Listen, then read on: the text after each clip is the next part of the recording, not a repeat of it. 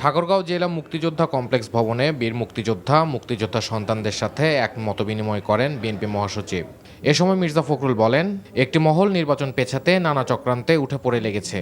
আজকে যে চক্রান্ত ষড়যন্ত্র চলছে নির্বাচনকে বানচাল করে দেওয়ার, নির্বাচনকে পিছিয়ে দেওয়ার, সেই নির্বাচনকে পিছিয়ে দেওয়া মানে আমাদের সর্বনাশ হওয়া, এই দেশের সর্বনাশ হওয়া।